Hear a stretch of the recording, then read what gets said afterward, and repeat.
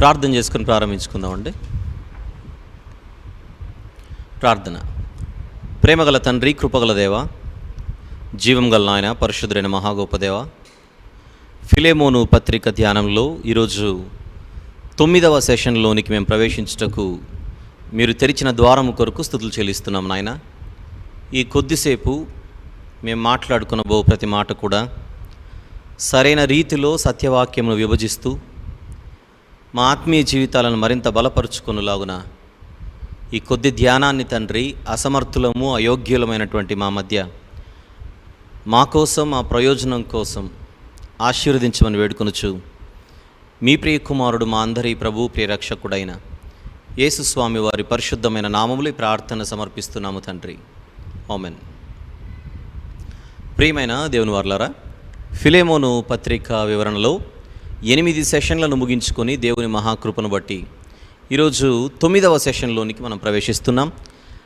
8 భాగాలలో మనం ఏం మాట్లాడుకున్నామన్న సంగతి దయచేసి అందరూ మనసులో ఉంచుకొని ఈ 9వ సెషన్లోనికి నెమ్మదిగా ప్రవేశించడానికి సిద్ధపడవలసిందిగా మనవి చేస్తున్నాను.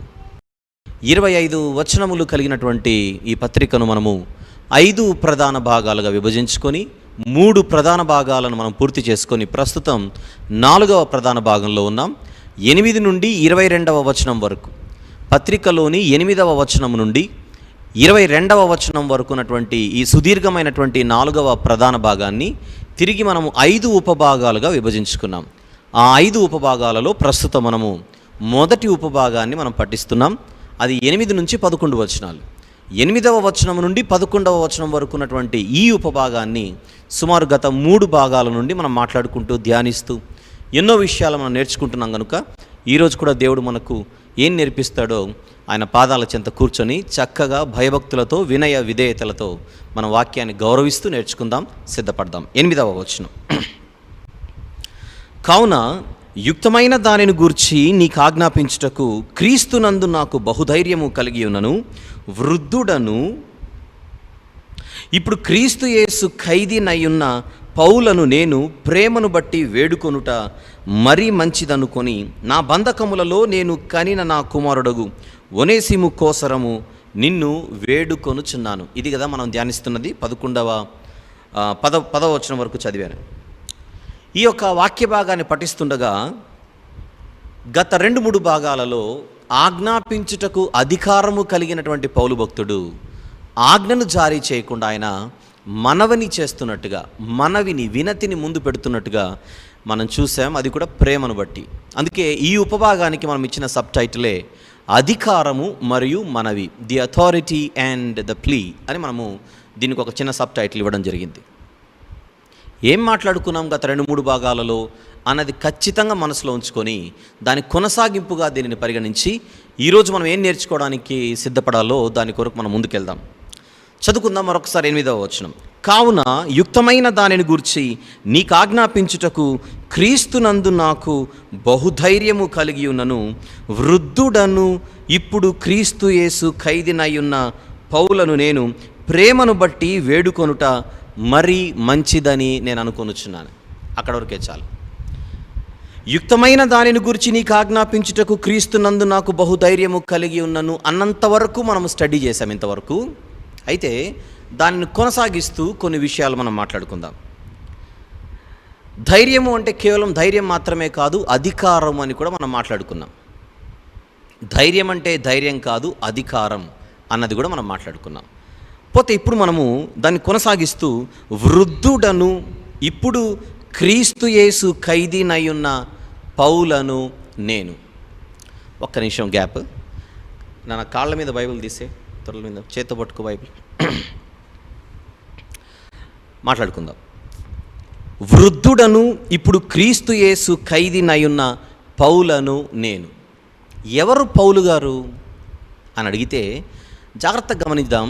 బైబిల్ మొత్తంలో పౌలు అంటే ఎవరు అని మనం ప్రశ్నిస్తే కొంచెం మినిమం నాలెడ్జ్ ఉన్న వాళ్ళు ఎవరైనా కూడా పౌలు అంటే ఒకప్పుడు సౌలుగా పిలువబడినవాడు అని చెబుతారు, ఒకప్పుడు హింసకుడు, దూషకుడు, హానికరుడు అని చెబుతారు. యూద మతములో ఉన్నప్పుడు, యూద మతస్థుడిగా ఉన్నప్పుడు సంఘమును అపరిమితముగా హింసించువాడు అని కూడా మనకు గుర్తొస్తుంది. అలాంటి ఆయన దమస్కుకు వెళ్ళేటప్పుడు యెరూషలేము నుండి ప్రభువు చేత పట్టబడినవాడు అని కూడా మనకు గుర్తొస్తుంది. పౌలు గురించి మనకు పౌలు అన్న పేరు వినగానే మనకు వెంటనే గుర్తొచ్చే విషయాలు ఏంటో ఒక్కసారి మీరు కూడా దాన్ని జ్ఞాపకం చేసుకోవడానికి ప్రయత్నం చేయవలసిందిగా మనవి చేస్తున్నాను. ప్రభు చేత పట్టబడినవాడు, ప్రభువులోనికి వచ్చినవాడు, క్రైస్తవుడైనవాడు, సాక్షాత్తు యేసుక్రీస్తు ప్రభు చేత అపోస్తలుడిగా నియమింపబడినవాడు. అందుకే నన్ను క్రైస్ట్ సెంట్ అపోసల్ అని అంటాం. క్రైస్ట్ సెంట్ అపోసల్స్ అన్నవాళ్ళు మొత్తం 13 మంది. యేసుక్రీస్తు ప్రభు చేత పంపబడిన వారు 13 మంది మాత్రమే. తర్వాత సంఘము చేత పంపబడిన అపోస్తలులు ఉన్నారు. యేసుక్రీస్తు ప్రభు కంటే ముందు తండ్రి అయిన యెహోవా దేవుని చేత పంపబడిన ప్రవక్తలు చాలామంది ఉన్నారు. వాళ్ళ గురించి ఇప్పుడు మనం మాట్లాడుకోవట్లేదు. పర్సనల్గా, వ్యక్తిగతంగా యేసు ప్రభు చేత పంపబడిన అపోస్తలులు మొత్తం 13 మంది. అందుకే వారిని క్రైస్ట్ సెంట్ అపోసల్స్ అని అంటాం. ఆ క్రైస్ట్ సెంట్ అపోసల్స్లో 13వ వ్యక్తిగా మనం పౌలు గారిని గుర్తిస్తాం. మనకు పౌలు గారి గురించి గుర్తొచ్చే విషయాలు ఏంటో ఒకసారి స్మరించుకోమని జస్ట్ నేను పిలుపునిస్తున్నాను. ఆయన అపోస్తలుడిగా మనకు తెలుసు, ఒక మంచి విశ్వాసిగా తెలుసు, ఒక గొప్ప భక్తుడిగా తెలుసు, ఆయన చక్కని సువార్థికుడిగాను, మరి ఎన్నో సంఘాలను స్థాపించిన ఒక స్థాపకుడిగాను, ఒక సువార్త పనిలో యోధుడిగాను, వీరుడిగాను, అలుపెరగని ఒక మహాభక్తుడిగా, మహా సువార్థికుడిగా, బోధకుడిగా, సేవకుడిగా, ఇవన్నీ మనకు గుర్తొస్తాయి. కానీ క్రొత్త నిబంధనలో పౌలు గారి గురించి ఇన్ని విషయాలు చాలా సందర్భాలలో చదువుకునే మనం ఒక్కచోట మాత్రం తనను తాను నేను వృద్ధుడను అని పరిచయం చేసుకుంటున్నాడు. ఈరోజు కొద్దిసేపు దాని మీదనే మనం ఫోకస్ ఉంచబోతున్నాం. నేను వృద్ధుడను, ది ఏజ్డ్ అని అన్నాడు ఇంగ్లీష్లో. వృద్ధుడను. సహజంగా పౌలు గారు ఈ పత్రిక వ్రాసే సమయానికి వృద్ధాప్యంలోనికి వచ్చాడా అని అడిగితే ఆ మాట అవును అనే సమాధానం ఇస్తోంది. అసలు బైబిల్లో పౌలు గారిని యవనస్తుడిగా ఆయన పరిచయం మన కంటికి కనబడుతుంది. పౌలు గారి ఎంట్రీ బైబిల్లో ఒక యవ్వనుడిగా మన కంటికి కనబడతాడు. ఎక్కడో ఏమైనా గుర్తొస్తుందా? స్టెఫెను గారు హతసాక్షి అయినప్పుడు స్టెఫెను గారిని రాళ్లతో కొట్టి చంపుతుండగా దానికి సమ్మతించిన వాడు ఎవరు అన్న ప్రశ్నకి బైబిల్ ఇచ్చిన సమాధానం ఏంటో చూద్దాం. సౌలు అని మాత్రమే కాకుండా మరొక చక్కని ఒక మాట, ఒక పరిచయాన్ని మనకు వాక్యం ఇవ్వడం జరిగింది. ఒకసారి చూద్దాం. అపోస్తలుల కార్యములు 7వ అధ్యాయం. అపోస్తలుల కార్యములు 7వ అధ్యాయం 58వ వచనం ఒకసారి చూద్దాం. అపోస్తలుల కార్యములు 7వ అధ్యాయము 58వ వచనం. పట్టణపు వెలుపలికి అతనిని వెళ్ళగొట్టి రాళ్ళు రువి చంపిరి.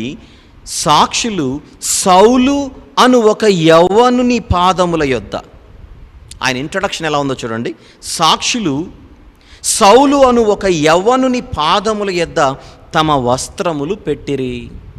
అంటే స్టెఫెను గారిని హతమారుస్తున్నప్పుడు, స్టెఫెను గారిపై రాళ్ల వర్షం కురిపిస్తున్నప్పుడు ప్రత్యక్షంగా అక్కడ ఉండి దానికి సమ్మతించి మద్దతిచ్చి నేనున్నాను మీరు కానివ్వండి అని ధైర్యాన్ని ఇచ్చిన వాడుగా ఇక్కడ మనం ఈరోజు మాట్లాడుకుంటున్న పౌలు భక్తుడు మాజీ స్థితిలో కనబడుతున్నాడు. ఆయన ఏ రీతిగా కనబడుతున్నాడని అడిగితే యవ్వనుడిగా. క్రొత్త నిబంధనలోని పుస్తకాలలో పౌలు గారి ఎంట్రీ ఒక యవ్వనుడిగా కనబడుతున్నాడు. దయచేసి గమనించాలి. యవ్వనుడిగా కనబడుతున్న ఆయన బహుశా ఆయన ఏజ్ ఎంత ఉండొచ్చు? స్టెఫెను గారి మరణం చోటు చేసుకునే సమయానికి సౌలు గారి వయసు ఎంత ఉండొచ్చు అంటే సుమారు యవ్వనుడు అని అన్నారు కనుక ఒక 25 అనుకుందామా? పోనీ 25 నుంచి 30 అనుకుందాం. 25 నుంచి 30 ఒక సంవత్సరం అటో ఇటో ఉండొచ్చు. దాన్ని మనం యవ్వన ప్రాయం అని అనుకుంటే ఫిలెమోను పత్రిక ఎప్పుడు రాయబడింది అన్న ప్రశ్నకు సమాధానం మొదట్లో మనం మాట్లాడుకున్నాం. సుమారు క్రీస్తు శకం 60 నుంచి 63, 61 నుంచి 62, 61 నుంచి 63, లేకపోతే 60 నుంచి 63 అంటే ఈ మూడిట్లో దేనికైనా పాసిబిలిటీ ఉంది. అందుకే ఓవరాల్గా 60 నుంచి 63 మధ్యలో ఈ పత్రిక వ్రాయబడింది అని మనం చూస్తే సౌలు గారు యవ్వనుడిగా ఉన్నప్పుడు స్టెఫెను గారి చావును, స్టెఫెను గారి మరణాన్ని ఆయన సమ్మతించినప్పుడు, ఆ మరణానికి మద్దతు ఇచ్చినప్పుడు ఆయన యవ్వనుడిగా కనబడుతున్నాడు.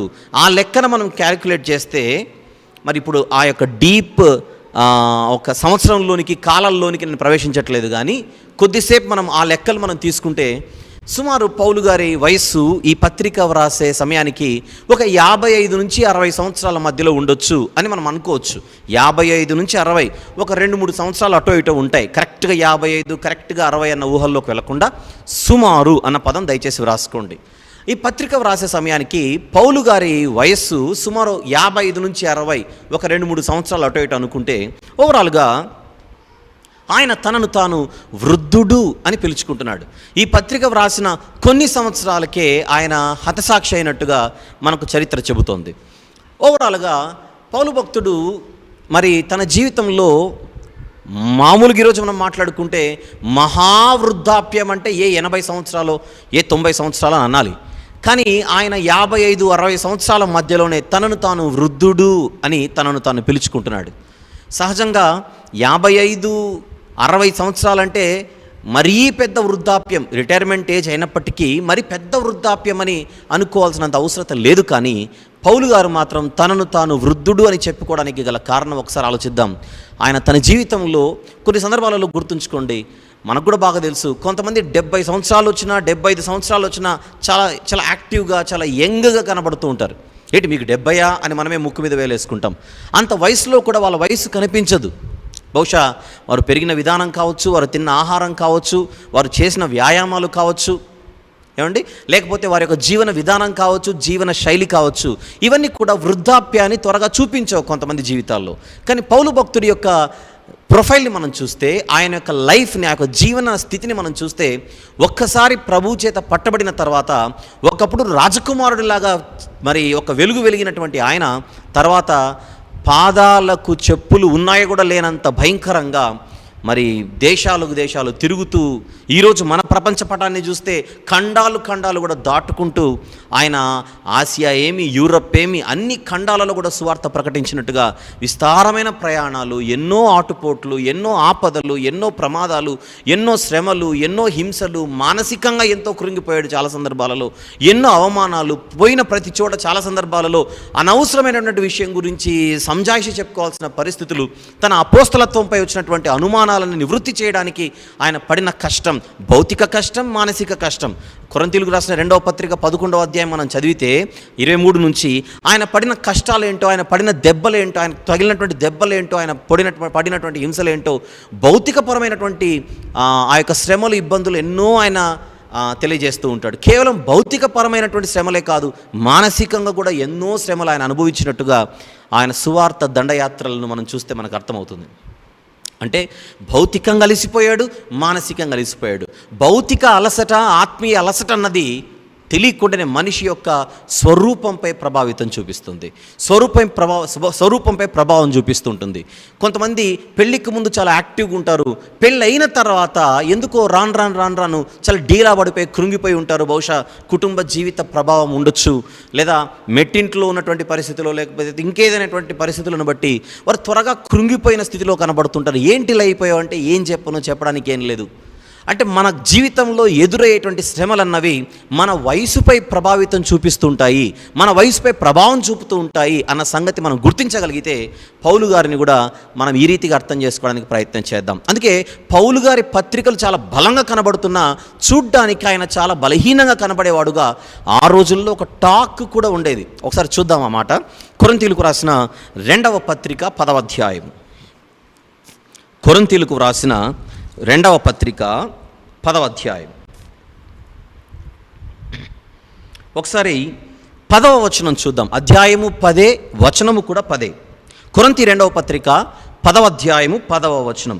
అతని పత్రికలు ఘనమైనవియు బలీయమైనవియునై ఉన్నవి కానీ అతడు శరీర రూపమునకు బలహీనుడు, అతని ప్రసంగము కొరగానిదని ఒకడు అనును. ఆయన స్వరూపంపై కామెంట్లు చేస్తున్నారట. కొన్ని సంఘాలలో ఉంటారు కదా, చిల్లర వ్యవహారాలు చేసేవాళ్ళు, మెచ్యూరిటీ లేని వాళ్ళు. పౌలు గారి ఫిజికల్ ఫిట్నెస్ గురించి, పౌలు గారి యొక్క ఫిజికల్ బాడీ గురించి కామెంట్లు చేస్తున్నారట. ఏం బాగుంటాడండి చూడడానికి, అసలు చూడబుద్ధి కూడా కాదు ముఖం అని. ఆయన పత్రికలు అయితే చాలా బలంగా కనపడుతున్నాయి కానీ చూడడానికి ఏం బాగోడు, ఆయన వాయిస్ కూడా అంత బాగోదు, చాలా వీక్గా ఉంటాడు, మనిషి వీక్ అని పౌలు గారి గురించి ఒక టాక్ అనేది ఎలా నడుస్తుందో ఒకసారి చూడండి. మరొకసారి చదువుకుందాం. 10వ వచనం.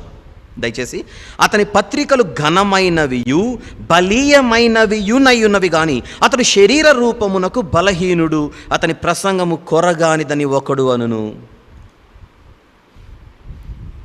అంటే పౌలు గారి పరిస్థితి చెబుతున్నా నేను. ప్రభులోనికి రాకముందు ఆయన రాయల్ లైఫ్ వేరు, ప్రభులోనికి వచ్చిన తర్వాత ఆయన రాళ్ల లైఫ్ వేరు. రాళ్ల లైఫ్ అంటే అర్థమైందా?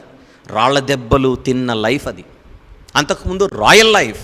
ఇప్పుడు నడిస్తే రాళ్ళు, పరిగెత్తితే రాళ్ళు, వర్షమే రాళ్ల వర్షము. భయంకరమైన చావగొట్టుడు. ఎక్కడికి వెళ్ళినా కూడా ఆయన్ని చచ్చిపోయాడని బతికుండగానే కుక్కను ఈడ్చుకొని పోయినట్టుగా ఈడ్చుకొని పోయి బయట విసిరేశారట లుస్త్రా అనేటువంటి పట్టణంలో. ఇన్ని భయంకరమైనటువంటి హింసలకు గురైనటువంటి ఆయన శరీరం బలహీన పడకపోతే ఎలా ఉంటుంది చెప్పండి? అందుకే 55-60 సంవత్సరాల వయసులోనూ ఆయన అంతకంటే ఎక్కువగా వృద్ధుడిగా కనబడుతూ ఉండే పరిస్థితి. ఆయనను చూస్తే మీ ఏజ్ ఎంత అండి అని అంటే బహుశా ఆయన 55 అన్నా 60 అన్నా కూడా ఊరుకోండి సార్, ఇంకొక మాట చెప్పండి, ఎంత లేదన్నా మీకు ఒక 70 ఏళ్ళు ఉంటాయి అనే పరిస్థితి. అంత ముసలివాడుగా తయారైపోయాడు పరిస్థితి. అలిసిపోయాడు. సేవలో అలసట. ఎలా అలిసిపోయాడు? తన అవయవములు ఎలా కరిగిపోయాయి అని అడిగితే సేవలో కరిగిపోయాయి, సేవలో అరిగిపోయాయి. పౌలు గారి వలె మన శరీరాలు కూడా దేవుని పనిలో దేవుని కోసం అలా అలిసిపోగలుగుతున్నాయా అని పరిశీలించుకుందాం. అలిసిపోవాలి, అరిగిపోవాలి, దేవుని పనిలో కరిగిపోవాలి. That is important. మన కోసం మనం బ్రతికేస్తూ, మన సుఖ సంతోషాల కోసం మనం పరుగులెత్తి ఒకవేళ మన శరీరం అలసిపోతే దాన్ని కూడా అలసటనే అంటాం, కానీ దేవుని కోసం పడిన అలసట కాదది. అలా పౌలు గారి వలె మనం ఒక చక్కని వృద్ధాప్యములోనికి, అలిసిపోయి వృద్ధాప్యంలోనికి, సువార్త పనిలో ఉండగా వృద్ధాప్యంలోనికి వెళ్ళే పరిస్థితి మనందరికీ కూడా ఉండాలని వృద్ధాప్యాన్ని ఇంకా చవిచూడని వారికి నేను చేస్తున్నటువంటి ఒక చిన్న వినతి. ఆలోచిద్దాం. ఇక వచ్చేద్దాం, పత్రికకు వచ్చేస్తే, వృద్ధుడను ఇప్పుడు క్రీస్తు యేసు ఖైదీనై ఉన్న పౌలను నేను ప్రేమను బట్టి వేడుకొనుట మరీ మంచిది అనుకొనుచున్నాను. ఒక్కసారి నా వినతిని నువ్వు అంగీకరించడానికి నా వయసును కూడా చూడవా, నా వృద్ధాప్యాన్ని చూడవా అని అడుగుతున్నాడు పౌలు గారు ఫిలెమోను గారిని. ఒక వృద్ధుడిగా నన్ను చూడు ఒకసారి. ఈ పత్రికలో ఏ మనవినైతే నేను చేయబోతున్నాను, ఈ పత్రికలో ఏ వినతినైతే నేను చేయబోతున్నాను, మర్చిపోకండి, ఆయన అపోస్తలుడైనప్పటికీ, నిన్న రాత్రి మాట్లాడుకున్నట్టుగా ఆయనకు అన్ని అధికారాలు ఉన్నప్పటికీ, ఆజ్ఞాపించుటకు అధికారము కలిగిన వాడైనప్పటికీ ఆయన తనను తాను తగ్గించుకుని మాట్లాడుతున్న విషయాన్ని ఎవరు మర్చిపోకండి.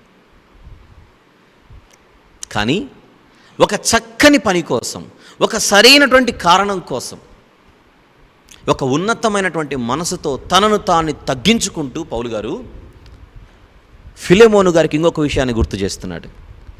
నా వృద్ధాప్యాన్ని ఒకసారి చూడు, ఒక వృద్ధుడిగా నేను మాట్లాడుతున్నాను. ఈ పత్రికను వ్రాస్తున్న వృద్ధుడనైన నన్ను నువ్వు గౌరవిస్తావని నేను అనుకుంటున్నాను. నేను వృద్ధుడను అని మాట ఆయన చెప్పడంతో ఒక్కసారి మనం ఆగుతున్నాం ఇక్కడ.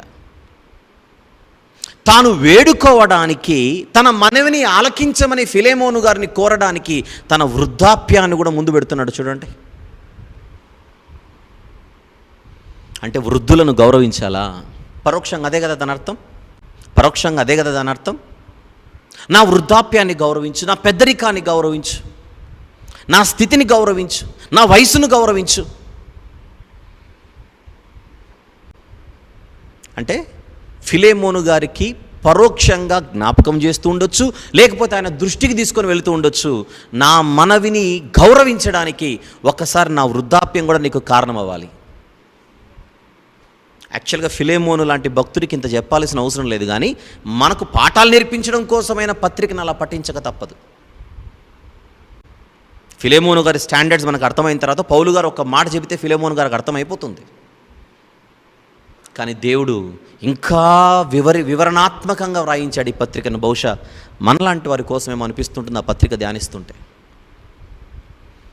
నాకు తెలిసి ఈ పత్రిక అంతా చదివిన తర్వాత ఫిలెమోను గారు ఒకవేళ పౌలు గారికి ప్రతిస్పందనగా ఒక పత్రిక వ్రాసి ఉంటే, భవిష్యత్తులో మళ్ళీ పౌలు గారు ఫిలెమోను గారిని కలుసుకొని ఉంటే ఖచ్చితంగా ఫిలెమోను గారు అని ఉంటారు, మీరు అంత వ్రాయాలండి, మీరు అంత వ్రాయాలండి, మీరు చెప్పారని ఒక మాట చెబితే చాలు అని ఖచ్చితంగా ఫిలెమోను గారు అనే ఉంటారు. ఒకవేళ పౌలు గారు మళ్ళీ కలిసి ఉంటే ఫిలెమోను గారిని. ఎందుకు? ఫిలెమోను గారి భక్తి, ఆత్మీయ స్థితి అలాంటిది. ఆ పై వచనాలలో ఫిలెమోను గారి యొక్క స్టాండర్డ్స్ ఏంటో మనం చదువుకున్నాం, 4 నుంచి 7 వచనాలలో. అదేంటి సార్ మీరు అంత పెద్దగా పత్రిక వ్రాసారంటే, మనకేమో చిన్నగా అనిపిస్తుంది, కానీ నిజానికి ఈ పత్రిక చిన్న పత్రిక మన కంటికి కనబడుతున్నప్పటికీ అందులో ఆయన వ్రాసినటువంటి పదజాలాలను ఒక్కొక్కటి ఆగి ఆలోచించి అలా విభజిస్తే చాలా పెద్ద పత్రిక ఇది. చాలా పెద్ద పత్రిక ఇది ఆలోచించగలిగితే. కానీ దేవుడు ఫిలెమోను గారి కోసం కాకపోయినా ఈ భూమి ఉన్నంత వరకు ప్రతి తరం వారికి పాఠాలు నేర్పించడానికే ఇంత ఒక రకంగా చెప్పాలంటే సుదీర్ఘంగా వ్రాయించాడని చెప్పాలి. పౌలు గారు వ్రాసిన పత్రికలలో అన్నిటికంటే చిన్నదైనా ఫిలెమోను పత్రిక ఒక్కొక్క మాటను మనం ఆగి ఆలోచిస్తుంటే ఎన్నో లెసన్లు నేర్పిస్తున్నాయి, ప్రతి మాట కూడా. నేను ఒక అపోస్తలుడును, క్రీస్తునందు నాకు అధికారం ఉంది నీకు ఆజ్ఞను జారీ చేయడానికి, క్రీస్తునందు నీకు ఆజ్ఞాపించుటకు, క్రీస్తునందు నాకు బహుధైర్యము కలిగి ఉన్నను, యుక్తమైన దానిని గురించి నీకు ఆజ్ఞాపించుటకు క్రీస్తునందు నాకు అధికారం ఉంది, క్రీస్తునందు నాకు ధైర్యం ఉంది, సాక్షాత్తు యేసుక్రీస్తు ప్రభువే నాకు అథారిటీ ఇచ్చాడు, నువ్వు చేయాల్సిందే, నేను గీత గీయవచ్చు, నాకున్న అథారిటీ అది. కానీ ఆ అథారిటీని వినియోగించుకోదలుచుకోవట్లేదు, నేను ప్రేమగా వేడుకోవాలనుకుంటున్నాను. ఆ ప్రేమగా వేడుకునేటప్పుడు ఇదిగో నేను అపోస్తలుడును చూడు అని మాత్రమే కాదు, అలా నేను చెప్పదలుచుకోలేదు. కానీ ఒక్కసారి నా వృద్ధాప్యాన్ని కూడా చూడవా, గౌరవిస్తావు కదూ, నా పెద్దరికాన్ని నువ్వు గౌరవిస్తావు కదూ, నా వృద్ధాప్యాన్ని నువ్వు గౌరవిస్తావు కదూ అని పౌలు గారు పరోక్షంగా ఆ ఫిలెమోను గారు ఎదుట ఈ లెటర్ ప్లేస్ చేస్తున్నట్టుగా మనం అర్థం చేసుకోవాలి. మరి మనమేం నేర్చుకోవాలి ఈ సందర్భంగా అని ప్రశ్నిస్తే, వృద్ధులను గౌరవించాలన్న సంగతి ఖచ్చితంగా ఇక్కడ నిలబడితే మనకు అర్థమవుతుంది. వృద్ధులను గౌరవించాలి, తల నెరిసిన వారికి ఇవ్వవలసిన రెస్పెక్ట్ని ఖచ్చితంగా మనం ఇవ్వాలి. ఒక మాట చెప్తాను ఈ సందర్భంగా, గౌరవించకపోతే అని మనం అనొచ్చు రివర్స్. ఎందుకంటే ఈ సూపర్ టెక్నాలజీలో, ఈ సూపర్ స్పీడ్లో మనం పరిగెత్తున్నాం కనుక 21వ శతాబ్దంలో మన వేగానికి హద్దు ఎక్కడది కదా. పుట్టగొడుగుల్లో వస్తున్న చదువులు, పరుగులెత్తుతున్నటువంటి సాంకేతిక రంగం, అరచేతిలో ప్రపంచం, ఇలాంటి పరిస్థితుల్లో ఈనాటి యవన బిడ్డలు, ఈనాటి యవనస్తులు తల నెరిసిన వారికి ఇవ్వవలసిన గౌరవాన్ని ఇవ్వగలుగుతున్నారా? ఇచ్చే పరిస్థితిలో ఉన్నారా? ఒకవేళ ఈ వాక్యం వింటున్న యవనస్తులు ఎవరైనా ఉంటే మీకోసం ఒక మాటను ఇప్పుడు గుర్తు చేయాలని అనుకుంటున్నాను. ఖచ్చితంగా దయచేసి ఈ మాట ఆలకించండి. మీ కళ్ళ ముందు కనిపించే తల నెరిసిన వారికి ఇవ్వవలసిన గౌరవాన్ని మీరు ఇవ్వకపోతే, మీరు డైరీ తీసుకొని అర్జెంటుగా రాసేసుకోండి. ఒక మాట చెబుతున్నాను, రేపు పొద్దున మీరు పరలోకం పోగొట్టుకుంటే అన్నీ బాగున్నాయి కానీ ఒకటి బాగలేదని ఒకవేళ దేవుడు చెబితే, నీ కళ్ళ ముందున్నటువంటి పెద్దవారు, ముసలివారు, వృద్ధులు, తల నెరిసిన వాళ్ళు ఎవరైతే ఉన్నారో వారికి మీరు ఇవ్వవలసిన గౌరవాన్ని ఇవ్వకపోవడాన్ని బట్టి పరలోకం పోతుంది. కేవలం ఆ కారణం చేత కూడా పరలోకం పోగొట్టుకునే అవకాశాలు ఉన్నాయి. ఎలా చెప్పగలవని మీరు అనొచ్చు. ఒక అద్భుతమైన మాట లేవియా కాండంలో ఉంటుంది, చూద్దాం. ఖచ్చితంగా తీయండి. మీరందరూ బైబిల్ తీసుకునే ఈ తరగతులు వింటున్నారని నేను అనుకుంటున్నాను. బైబిల్ ఉంటేనే అర్థమవుతాయి కదా. కంపల్సరీగా ఈ వచనాన్ని చూద్దాం. లేవియా కాండము 19వ అధ్యాయం.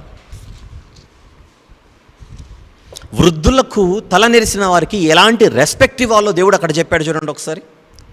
లేవియా కాండము 19వ అధ్యాయం 32వ వచనాన్ని చూద్దాం ఒకసారి. 32వ వచనం, తల నెరిసిన వాని ఎదుట, ఖచ్చితంగా చూద్దాం ఈ మాట. లేవియా కాండం 19:32, తల నెరిసిన వాని ఎదుట లేచి ముసలివాని ముఖమును ఘనపరచి నీ దేవునికి భయపడవలెను, నేను యెహోవాను. పెన్ ఉంటే అండర్లైన్ చేసిన అర్జెంటుగా అండర్లైన్ చేయండి. కలర్ ఏదైనా పర్లేదు, అండర్లైన్ అయితే చేయండి. ఇలాంటి మాటలు అంత త్వరగా గుర్తుకురావు మనకు, అంత త్వరగా గుర్తుకురావు. తల నెరిసిన వాని ఎదుట లేచి లేచి, ఎంత గౌరవం ఏమన్నాడు. మనము కూర్చున్నప్పుడు తల నెరిసిన వారు వస్తే రెస్పెక్ట్ ఇవ్వడం అంటే ఏంటో కూడా నేర్పిస్తున్నాడు, ఎలానో కూడా నేర్పిస్తున్నాడు. ముందు గెటప్, రైజ్ అప్, లేచి నిలబడు. ఏమిటి వ్యక్తిగత వికాసం, ఏమిటి పర్సనాలిటీ డెవలప్మెంట్, ఎంత చక్కని మర్యాద. నీ తల్లిదండ్రులను సన్మానించు అని చెప్పాడు 10 ఆజ్ఞలలో. నీ తల్లిదండ్రులను సన్మానించంటే వృద్ధాప్యం వచ్చిన తర్వాత గాలి కొదలేమని కాదు, వాళ్ళు ఊపిరి పీలుస్తున్నంత కాలం సన్మానించాల్సిందే, వారికి ఇవ్వవలసిన గౌరవాన్ని ఇవ్వాల్సిందే. తల్లిదండ్రులను గౌరవించమని, తల్లిదండ్రులను చూసుకోమని, తల్లిదండ్రులను సన్మానించమని చెప్పిన దేవుడే ముసలివారి ముఖానికి నువ్వు గౌరవం ఇవ్వాలి. చూడండి అక్కడ ఎంత బాగుందో. ముసలివాని ముఖమును ఘనపరచాలి, తల నెరిసిన వాని ఎదుట లేచి నిలబడాలి. ఎంత బాగుందండి ఆ మాట, భలేగుంది అసలు. ఎంత గొప్ప దేవుడు, ఎంత చక్కని దేవుడు. మన పిల్లలకి కంటత వాక్యంలాగా నేర్పించాలన్నమాట. వృద్ధులకు ఇవ్వవలసిన గౌరవం, చదువున్నా లేకపోయినా అక్కడ తల నెరిసిన వారిని సన్మానించము బ్రాకెట్లో చదువు ఉంటే అని లేదు. అక్కడ చదువున్నా చదువు లేకపోయినా, ఉన్నవారైనా లేనివారైనా, ధనవంతులైనా నిరుపేదలైనా, అలా చూడాల్సింది వారి జేబులోని సొమ్ము కాదు, చేతిలోని పర్సు వ్యాలెట్ కాదు, వారి ముసలి ముఖమును చూడన్నాడు. చూడండి, లేచి నిలబడు, లేచి నిలబడు. ఉందా ఆ రెస్పెక్ట్? ఉందా? లేచి నిలబడే సంస్కారం ఉందా? పెద్దలు తిరుగుతుంటారు, కాళ్ళు ఊపుకుంటూ కూర్చొని ఉంటారు. పెద్దలు తిరుగుతుంటారు ఎలా పడితే అలా. What is our body language here? పెద్దల ముందు ఎలా కూర్చోవాలి, పెద్దల ముందు ఎలా ప్రవర్తించాలి, పెద్దల ముందు ఏం మాట్లాడాలి, పెద్దల ముందు ఎలాంటి పదజాలం వాడాలి.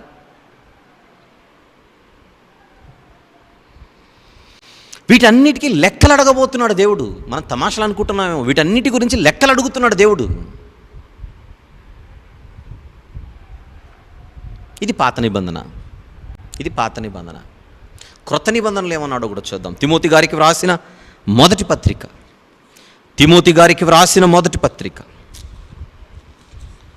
5వ అధ్యాయం మొదటి వచనము చూద్దాం. మొదటి వచనం, వృద్ధుని గద్దింపక. ఒకవేళ ఏదైనా పొరపాటు జరిగినా, ఒక వృద్ధుడు ఏదైనా పొరపాటు చేసినా ఆ వృద్ధుని గద్దింపక తండ్రిగా భావించి అతనిని హెచ్చరించుము. ఒక వృద్ధుడిలో నువ్వు తండ్రిని చూడాలి. అన్నదమ్ములని, యవ్వనులను, తల్లులని, వృద్ధ స్త్రీలను, అక్క చెల్లెండ్రని పూర్ణ పవిత్రతతో యవ్వన స్త్రీలను హెచ్చరించుము. వృద్ధ స్త్రీలలో తల్లులను చూడాలి, వృద్ధ పురుషులలో తండ్రులను చూడాలి. ఒకవేళ వాళ్ళు ఏదైనా తప్పు పొరపాటు చేసినా కూడా నువ్వు గౌరవంగా మాట్లాడమని చెబుతున్న దేవుడు. అర్థం చేసుకోవడానికి ప్రయత్నం చేద్దాం. ఇంటెన్షన్ ఏంటో అర్థం చేసుకోవడానికి ప్రయత్నం చేద్దాం. ఒకవేళ మన కళ్ళ ఎదుట నీతి గల, నిజాయితీ గల, భక్తి గల జీవితాన్ని కలిగిన తల నెరిసిన వాళ్ళు కనపడితే ఇక వాళ్ళకి ఇంకా రెస్పెక్ట్ ఇవ్వాలి. తప్పులు చేసిన వారికే నువ్వు హద్దు మీరొద్దు, నీ మాటల్లో హద్దు మీరొద్దని చెబుతుంటే దేవుడు, అలాంటప్పుడు మన కళ్ళ ముందు కనిపించే ఆత్మీయతలో, భక్తిలో, విశ్వాసములో, అన్ని విషయాలలో గొప్పగా బ్రతుకుతున్న తల నెరిసిన వృద్ధులు మన కళ్ళ ముందు కనపడుతున్నారు అనుకోండి, ఇక వాళ్ళకెంత రెస్పెక్ట్ ఇవ్వాలి? నీతి ప్రవర్తన కలిగిన వృద్ధులు, ఆ వృద్ధులకున్న తల నెరిసిన వెంట్రుకలు వారికి కిరీటం అన్నాడు సామెతల గ్రంథంలో. అవునా? తెలియకపోతే అది కూడా చూద్దాం ఒకసారి. సామెతల గ్రంథం 16వ అధ్యాయం, సామెతల గ్రంథము 16వ అధ్యాయం 31వ వచనము చూద్దాం ఒకసారి. సామెతల గ్రంథము 16వ అధ్యాయం 31వ వచనం. నెరసిన వెంట్రుకలు సొగసైన కిరీటము, అవి నీతి ప్రవర్తన గలవానికి కలిగి ఉండును. అవి నీతి ప్రవర్తన గలవానికి కలిగి ఉండును అంటే నీతి ప్రవర్తన గలవాని నెరిసిన వెంట్రుకలు దేవుని కళ్ళ ఎదుట అతనికి సొగసైన కిరీటం. మన కళ్ళ ముందు కనిపించే వృద్ధులందరూ తప్పులేం చేయరుగా. ఏ 100కి1, 100కి2, 100కి3. అలాంటి వారిని కూడా సరైన పద్ధతిలో వారిని హెచ్చరించమని చెబుతున్న వాక్యం, నీ కళ్ళ ఎదుట మిగిలిన వాళ్ళు కనబడుతుండగా భక్తితో మన సంఘాలలో, మన సహవాసాలలో అలాంటి వారికి ఇవ్వవలసిన గౌరవాన్ని ఇంకా గొప్పగా ఇవ్వమని చెబుతుంటే ఈ వాక్యానికి మనం గౌరవాన్ని ఇవ్వగలుగుతున్నామా? Manners. What does the Bible teach? The Bible teaches us manners in our daily life. మన దైనందిన జీవితంలో మనకు ఉండవలసిన మర్యాదలు, సంస్కారాల గురించి బైబిల్ ఎంత చక్కగా మాట్లాడుతుంది. ఫిలెమోను గారితో అదే పౌలు భక్తుడు చెబుతున్నది, నేను వృద్ధుడను, వృద్ధుని మాట దట్టు నేను భక్తుడనైన వృద్ధుడను, నీతి ప్రవర్తన కలిగిన వృద్ధుడను. అపోస్తలుడు అనేది కొద్దిసేపు మర్చిపో ఫిలెమోను, అపోస్తలుడు అనేది పక్కన పెట్టు. కొన్ని సందర్భాలలో కొన్ని మాటలు మనకు చెప్పడానికి అపోస్తలులే దిగి రావాల్సిన అవసరం లేదు. పౌలు గారు అపోస్తలుడు కనుక ఆయన మాట వినాలి అనే పాయింట్ పక్కన పెడితే, అపోస్తలుడు కాకపోయినా వినాలి. ఎందుకు వినాలి? ఆయన నీతి ప్రవర్తన కలిగిన వాడు. నంబర్ 1, నీతి ప్రవర్తన కలిగిన వృద్ధుడు.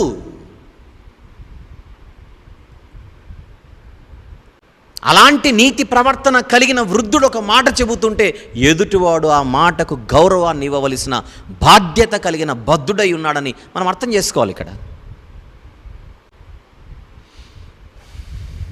ప్రియ తమ్ముడు, ప్రియ చెల్లి, ఈ మాటలు వింటున్న మీలో ఎవరైనా, మీకెవరైనా తల నెరిసిన వారు, భక్తిగల జీవితాన్ని కలిగి, నీతి ప్రవర్తన కలిగి, మీ మంచి కోసం ఏవైనా 2 మాటలు చెబితే వినే స్థితిలో మీరున్నారా? వినే స్థితిలో మనం ఉన్నామా? నీకేమి తెలుసులే అని వారి యొక్క లోకపరమైనటువంటి జ్ఞానం మీకున్నంత లేకపోయేసరికి వారి మాటలకు విలువనివ్వని పరిస్థితులు ఏమైనా ఉన్నారా? అలా ఉంటే దేవునికి లెక్క చెప్పడానికి మీరు సిద్ధపడాలి. ఖచ్చితంగా ఇవ్వాల్సిందే. మన కళ్ళ ముందు ఎందరో కనపడతారు. అలాగని ఆలోచిస్తే మన కుటుంబాలలోనే కనపడుతున్నారుగా. తల్లులు కనపడుతున్నారు, తండ్రులు కనపడుతున్నారు, తాతయ్యలు కనపడుతున్నారు, అమ్మమ్మలు కనపడుతున్నారు, నానమ్మలు కనపడుతున్నారు. అప్పుడప్పుడు వాళ్ళు చాలా ముత్యాలు లాంటి మాటలు చెబుతూ ఉంటారు. మీ అంత స్పీడ్గా చెప్పకపోవచ్చు, మీ అంత యవనస్తులు ఎంత స్పీడ్గా అయితే మాట్లాడతారో అంత స్పీడ్గా వాళ్ళు మాట్లాడకపోవచ్చు, మీ అంత స్పష్టంగా వాళ్ళు మాట్లాడకపోవచ్చు, మీకున్న ఇంగ్లీష్లో, మీకు వచ్చిన ఇంగ్లీష్ నాలెడ్జ్తో ఇంగ్లీష్ వొకాబులరీ వాడు వాడకపోవచ్చు. కానీ వారి నోట నుండి వచ్చే ఆత్మీయ మాటలన్నీ కూడా ఆణిముత్యాల్లాంటివి. అందుకే యేసుప్రభు వారు చాలా సందర్భాల్లో వాక్యం చెబుతూ చెవి గలవాడు వినుగాక అని అంటాడు. చెవి గలవాడు వినుగాక అంటే అర్థం ఏంటి? చెవి గలవాడు వినుగా అంటే చెవులు ఎవరికి లేవేంటి? చెవులున్నా పని చేయట్లేదు. చాలామందికి చెవులున్నా పని చేయట్లేదు. విత్తువాని ఉపమానం మత్తయి సువార్త 13వ అధ్యాయంలో చెప్పి యేసుప్రభు ముగిస్తే పక్కనున్న 12 మంది శిష్యులకే మ్యాటర్ అర్థం కాక ఏంటి ప్రభు అని డౌట్ అడుగుతుంటే అక్కడ విన్న జనసమూహం అందరూ కూడా అర్థమైనంత బిల్డప్పి చెలిపారు. కానీ వాళ్ళు ఆయన పాదాల దగ్గర కూర్చొని నేర్చుకున్నారు. ఈ 12 మందికి ఉన్నదేంటి, మిగిలిన వాటికి లేనిదేంటంటే చెవులు. కొద్దిసేపు యూదా ఇస్కరియోతును పక్కన పెడితే మిగిలిన వాళ్ళందరికీ చెవులు ఉన్నాయి. ఉంటే కాదు, అవి పనిచేయాలి. మన ఇండ్లలో, మన కుటుంబాలలో, మన సహవాసాలలో పెద్దలేదైనా మంచి కోసం ఒక మాట చెబితే వినే చెవులుంటేనే క్షేమంగా ఉన్నట్టు, వినే మనసుంటేనే మీరు జాగ్రత్త, ఒక సురక్షితమైనటువంటి సేఫ్ జోన్లో ఉన్నట్టు.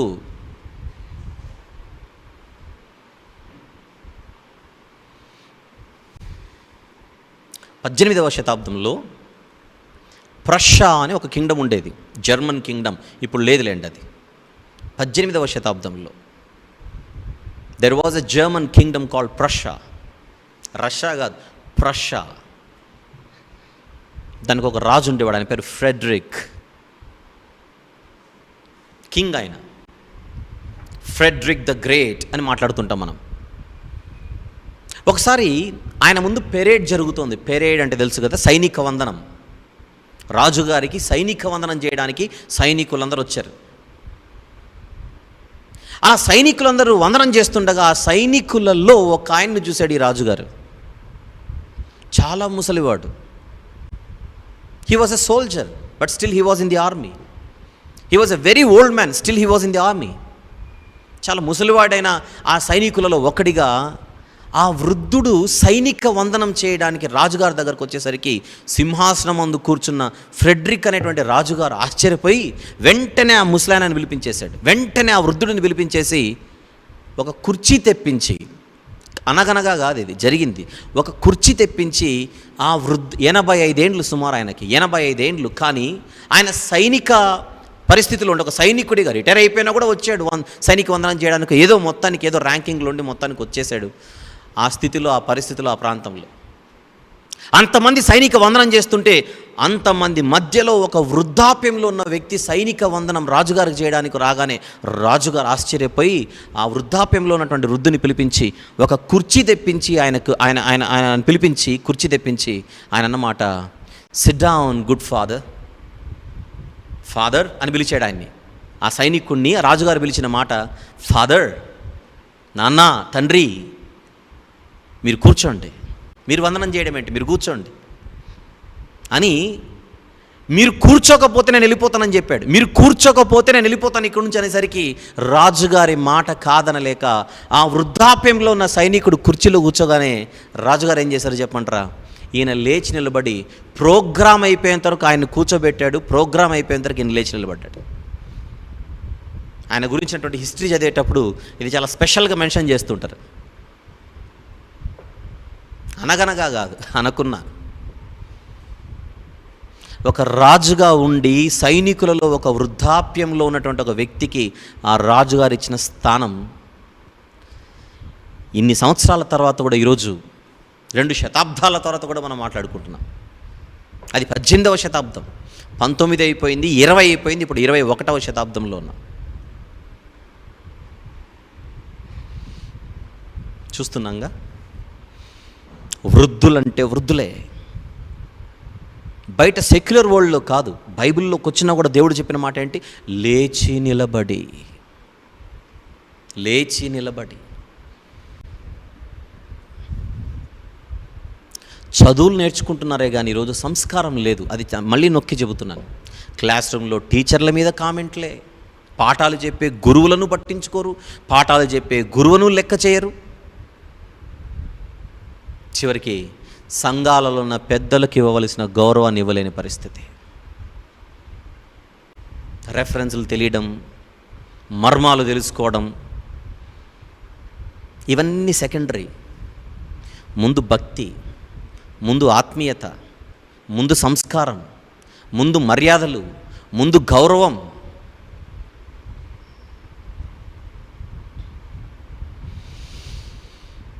ఒక విషయాన్ని గుర్తుపెట్టుకుందాం ఇక్కడ ప్రియులారా. యవనస్తులకు నాలెడ్జ్ ఉండొచ్చు. నాలెడ్జ్ అనే పదాన్ని వాడాను ఇక్కడ. యవనస్తులకు ఉండేది నాలెడ్జ్, పెద్దలకు ఉండేది విజ్డమ్. తల నిరిసిన వారికి ఉండేది విజ్డమ్. నాలెడ్జ్ వేరు, విజ్డమ్ వేరు. నాలెడ్జ్ అన్న స్థాయిని దాటితే వచ్చేదే విజ్డమ్. విజ్డమ్ అన్నదానికి చదువుతో సంబంధం లేదు. చదువు వలన మనకు నాలెడ్జ్ ఉంటుందేమో, చదువుకుంటే వచ్చేది నాలెడ్జ్. జీవితంలో అనుభవంలో వచ్చేది విజ్డమ్. నాలెడ్జ్ ఉన్నోడే కాలర్ ఎగిరేస్తే విజ్డమ్ ఉన్నోడు ఏం చేయాలి? అందరికి అర్థమైతే ఒకటి చెప్తాను, అంటే ఈజీగా అర్థం కావడం కోసం, పిల్లలకు కూడా అర్థం కావడం కోసం ఒక మాట చెప్తాను. బజారుకి వెళ్ళి ఒక సోపు తెచ్చుకున్నాం అనుకోండి, సబ్బు తెచ్చుకున్నాం అనుకోండి, నాలెడ్జ్కి విజ్డమ్కి ఉన్న తేడా చెప్తున్నాను జనరల్గా అర్థం కావడం కోసం. సోపుని తీసుకొని ఈ సోపుతో ఏం చేస్తారా అని అడిగితే ఒక చిన్నవాడు అంటున్నాడు, ఈ సోప్ వలన మనము ఒంటికి రాసుకోవాలి, మురికి పోతుంది, అంతా పోతుంది, దీని పేరు ఈ సింతాలో లేకపోతే మెంతాలో ఏదో ఒకటి అనుకోండి, ఆ సబ్బు పేరు చెప్పి దాని వెనకాల మొత్తం స్టోరీ అంతా చదివి దీంట్లో ఏమేమి ఇంగ్రీడియంట్స్ వాడారో మొత్తం చెప్పి, ఏమండి అది ఏ కంపెనీ మ్యానుఫ్యాక్చర్ చేసిందో, మేడ్ ఇన్ ముంబైయా లేకపోతే మేడ్ ఇన్ కల్కట్టానా, మేడ్ ఇన్ ఢిల్లీనా, ఇవన్నీ చెప్పి ఈ సోప్ చరిత్ర మొత్తం పుట్టు పురోతలంతా చెప్పి ఈ సోప్ గురించి ఇంకా ఏం కావాలో చెప్పు అని చెప్తున్నాడు అని చెప్పి గూట్లో పెట్టుకున్నాడు. ఏనాడు దాన్ని పట్టింది లేదు, దాన్ని పట్టించుకుంది లేదు. ఇది సోపును గురించిన నాలెడ్జ్. అది నాలెడ్జ్ అంటున్నా. మళ్ళీ విజ్డమ్ అంటే దాన్ని ఎత్తుకొని వెళ్ళి వాడుకోవడం, దాన్ని తీసుకొని వెళ్ళి వాడుకోవడం తెలియకుండా చరిత్ర చెప్పేవాడికి ఉన్నది నాలెడ్జ్. కానీ దాన్ని తన ప్రయోజనం కోసం వాడుకునేదే విజ్డమ్ అంటారు. అర్థం కావడానికి చిన్న సబ్బు గురించి మాట్లాడాను. ఇక జీవితంలో పెద్ద పెద్ద సూత్రాల గురించి మనం మాట్లాడితే నాలెడ్జ్ను దాటెళ్ళిపోయేదే విజ్డమ్.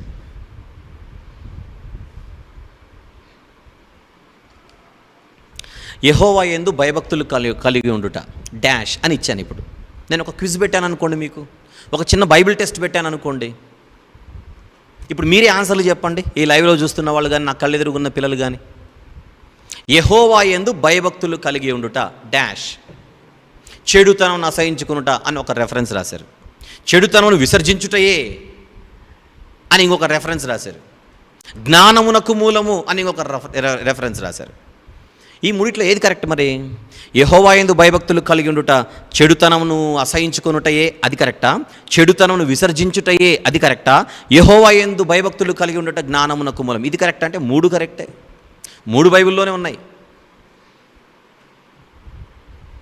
ఒక్కొక్కరు ఒక్కొక్క రెఫరెన్స్ రాసి పెట్టారు. అక్కడ ఒక్కొక్కరు ఒక్కొక్క రెఫరెన్స్ రాసి పెట్టారు. పరీక్ష పేపర్ దిద్దాల్సి వస్తే 3ది కరెక్టే. చదువు వచ్చిన ఒక 3 యవనస్తులు ఈ ప్రశ్నకు కరెక్ట్గా సమాధానాలు రాశారు, రెఫరెన్సులతో సహా. కానీ రెఫరెన్సులతో సహా కోట్ చేసిన ఈ 3 ప్రబుద్ధులకి భయము లేదు, భక్తి లేదు. దేవుడు అంటే భయము లేదు, భక్తి లేదు, విచ్చలవిడితనం. ఈ 3లో ఒకడు తాగుతాడు, ఈ 3లో ఒకడు తిరుగుతాడు, ఈ 3లో ఒకడు ఎగురుతాడు. బైబిల్ మాత్రం అబ్బో ఇరగదీస్తున్నారు చదవడం మాత్రం. అంటే ఇప్పుడు వీళ్ళకి ఏముంది? నాలెడ్జ్ ఉందా, విజ్డమ్ ఉందా? అది నాలెడ్జ్ మాత్రమే, రెఫరెన్స్ల నాలెడ్జ్ అది. కానీ 3ను పక్కన పెడితే తల నెరిసిన ఒక పెద్దవాడు తెల్లవారుజామున లేస్తున్నాడు, చక్కగా ప్రార్థన చేసుకుంటున్నాడు, భయముతో భక్తితో చక్కగా బతుకుతూ. దేవుడు అంటే భయం, పాపం అంటే భీతి, ఇలాంటివన్నీ పాటిస్తూ చక్కగా చెడుతనాన్ని అసహించుకుంటున్నాడు, చెడుతనాన్ని విసర్జించుతున్నాడు. యెహోవా యందు భయభక్తులు కలిగి ఉండడమే తన ఊపిరిగా మలుచుకొని బతుకుతున్నాడు. వీళ్ళకున్నంత రెఫరెన్షియల్ నాలెడ్జ్ లేదు, వీళ్ళకున్నంత చదువు లేదు, వీళ్ళకున్నంత కంప్యూటర్ నాలెడ్జ్ లేదు, వీళ్ళకున్నంత ఇంగ్లీష్ వొకాబులరీ లేదు. ఇంతకు ఆయన ఎవరు? విజ్డమ్ ఉన్నవాడు. వీళ్ళెవరు? నాలెడ్జ్ ఉన్నవాళ్ళు. నాలెడ్జ్ ఉన్నోడికి ఎక్కడ ఏముందో తెలుసు అంతే. కానీ విజ్డమ్ ఉన్నవాడు దాన్ని తీసుకొని అప్లై చేస్తాడు. అప్లికేషన్.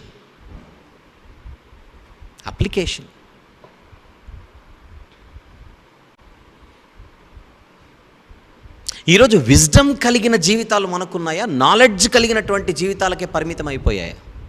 మళ్ళీ ఎవరిలో ఉంటుంది విజ్డమ్ అని అడిగితే అదే మళ్ళీ చెబుతున్నాను, ఎక్స్పీరియన్స్ బ్రింగ్స్ విజ్డమ్. జీవితంలో అనుభవం అనేది విజ్డమ్ని తీసుకొని వస్తుంది. తలకిందులు తపస్సు చేసిన తల నెరిసిన వారికి ఉన్నంత అనుభవం కానీ, తల నెరిసిన వారికి ఉన్నంత విజ్డమ్ కానీ యవనస్తులకు ఉండే అవకాశాలు చాలా తక్కువ. ఎంతన చదవండి, పిహెచ్డీలు చేయండి, డాక్టరేట్లు తెచ్చుకోండి, పెద్ద పెద్ద అంతర్జాతీయ స్థాయిలో ఉన్నటువంటి విశ్వవిద్యాలయాల్లో మీరు చదవండి, విజ్డమ్ అందుకోవాలంటే చాలా కష్టం. ఆ విజ్డమ్ అన్నది వయసు నేర్పిస్తుంది, అనుభవం నేర్పిస్తుంది. అది వృద్ధులకు ఉంటుంది. ఇంతకుముందు చాలా సందర్భాల్లో ఒక మాట చెప్పాను నేను, ఇప్పుడు మళ్ళీ అది గుర్తు చేస్తాను. వృద్ధులకు ఉన్నటువంటి విజ్డమ్ ఏంటో చెప్పడం కోసం ఇది మళ్ళీ కోట్ చేస్తున్నాను. ఒక కాకి ఎగురుకుంటూ వెళ్తోంది. సాయంత్రం 6 గంటలకు సడన్గా వర్షం పట్టుకుంది. విపరీతమైన వర్షం. ఉన్న పాటన మేఘాలన్నీ కమ్ముకునేసరికి చీకటి పడిపోయి కళ్ళు కనిపించక కాకి ఒక కరెంటు పోల్ మీద కూర్చుంది.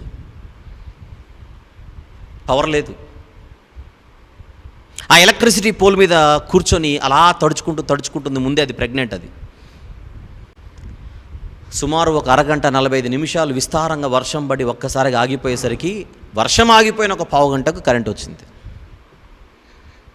ఒక్కసారిగా కరెంట్ రాగానే ఆ ఎలక్ట్రిసిటీ పోల్ ఒక్కసారిగా షార్ట్ సర్క్యూట్ అయ్యి, ఆ షార్ట్ సర్క్యూట్ వలన కాకి కూడా షాక్ కొట్టి అది కింద పడి చచ్చిపోయింది. ఇప్పుడు ప్రశ్న, ముందు తల్లి చచ్చిపోయి ఉంటుందా, లోపల పిల్ల చచ్చిపోయి ఉంటుందా? మీరు ఆలోచించండి.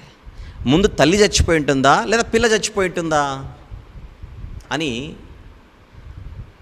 ఒక 3 యవనస్తులకు ఒక ప్రశ్న వేశాడు ఒక ఆయన ఒకరోజు. ఆ 3 యవనస్తులు, చదువుకున్న యవనస్తులు, సైన్స్ స్టూడెంట్స్, ఆ 3 యవనస్తుల పక్కనే ఒక ముసలావిడ కూడా ఉంది. అంతవరకు ఆ ముసలావిడని ఆట పట్టిస్తున్నటువంటి 3 ఒక్కసారికి ప్రశ్న వచ్చేసరికి ఆ ప్రశ్న ఆలోచించి మొదటోడు చెప్పాడు, according to science the mother crow has to die first. The mother crow has to die first because the electronic waves first touches. The electronic waves first touch the body of the mother, right? అనేది ఇంగ్లీష్లో లాగేసాడు. ఖచ్చితంగా ఈ తెలుగులో చెప్తాను, తెలుగులో ముక్క చెప్తే అర్థమైపోతుంది. నాకున్న సైంటిఫిక్ నాలెడ్జ్ ప్రకారంగా తల్లి చావాలి, ఎందుకంటే కరెంట్ వేవ్స్ అన్నీ కూడా మొదట బాడీ తల్లికి తగులుతాయి కనుక తల్లే చావాలన్నాడు. అప్పుడు ఇంకొకడు అన్నాడు, no that cannot happen. First the baby crow has to die. First లోపలికి వెళ్తే కరెంటు తరంగాలు కనుక ఫస్ట్ బిడ్డనే చచ్చిపోవాలి, పిల్లనే చచ్చిపోవాలి. ఇంకొకడు అన్నాడు, అది ఎంత స్పీడ్లో వచ్చింది, ఏ టైం కొట్టింది, ఎలా కొట్టిందని ఇన్ని వివరాలు వాడు మొదలుపెట్టాడు. ఒకడేమో తల్లి చచ్చిపోయింది, ఇంకొకటేమో పిల్ల చచ్చిపోయింది, ఇంకొకటేమో ఏ టైంకి ఎలా తగిలింది, ఎంత స్పీడ్లో వచ్చాయి వేవ్స్, ఇవన్నీ ఆలోచిస్తూ కూర్చున్నాడు. ఆ 3 సమాధానాలు చెప్పిన తర్వాత ప్రశ్న అడిగిన ఆయన పక్కన ఉన్నటువంటి ముసలావిడిని చూసి, బామ్మ నువ్వేమంటావు అనేసరికి ఆవిడ ఆన్సర్ చెప్పకుండా ఆ చదువుకున్న 3 ప్రబుద్ధులు హీరోలు ఉన్నారు కదా, మొనగాళ్ళు, వాళ్ళని చూసి, ఒరే బడుద్దాయిలు మీరు ఏం చదువుకుంటున్నారా, మీ చదువేంట్రా, మీ ఏడుపోయిందిరా అని చెప్పి అప్పుడు చెప్పింది, కాకెప్పుడు గర్భవతి కాదు నాయన, గుడ్లు పెడుతుంది.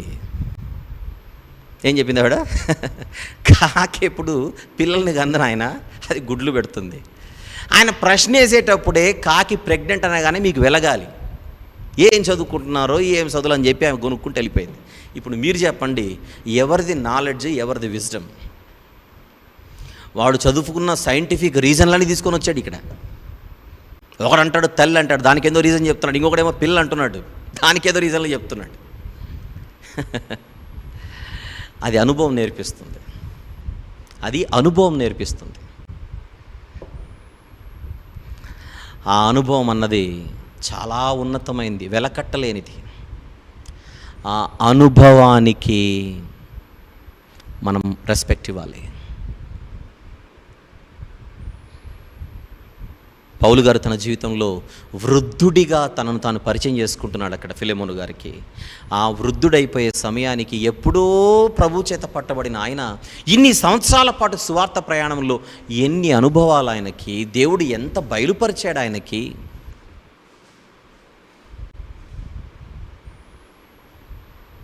అది ఫిలెమోను గారు గుర్తిస్తారు. సరే, ఈరోజు మనము కూడా వృద్ధులకు ఇవ్వవలసిన స్థానాన్ని, ఇవ్వవలసిన గౌరవాన్ని, వారి అనుభవాన్ని గౌరవించే స్థితి ఈరోజు మనకు ఉండాలని నేర్చుకుందాం.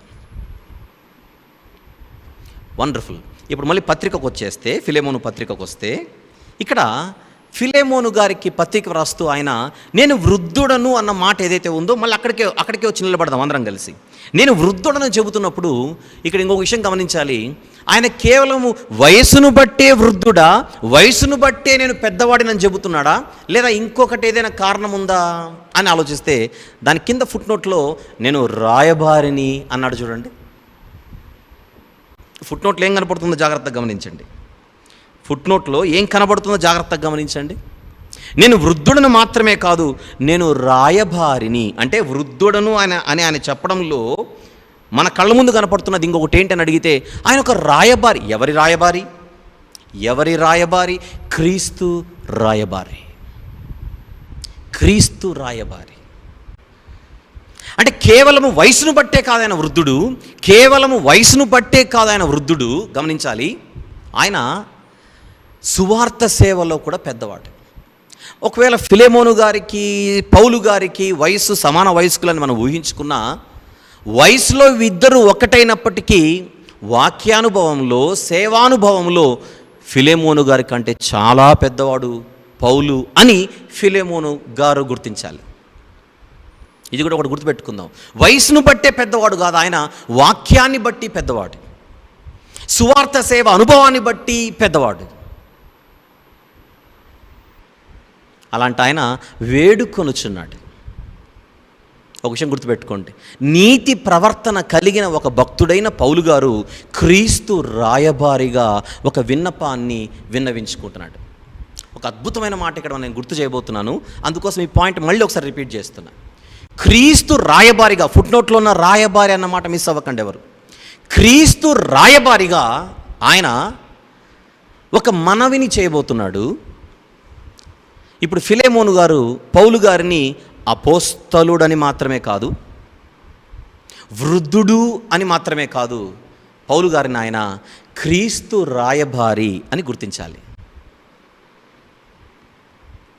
అంటే ఆయన పంపిన ఒక సేవకుడు, మెసెంజర్, అంబాసిడర్. రాయబారిని ఇంగ్లీష్లో అంబాసిడర్, వార్తను మోసుకొని వచ్చినవాడు, దేవుని మాటను తీసుకొని మోసుకొని వచ్చినవాడు రాయబారి.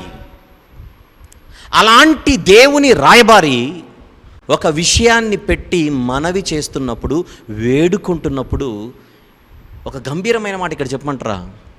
అక్కడ వేడుకుంటోంది మనిషిగా పౌలు మాత్రమే కాదు, పౌలు గారి వెనకలున్న దేవుడు కూడా అక్కడ వేడుకుంటున్నాడని నేనంటే దాన్ని మీరు స్వీకరించగలరా?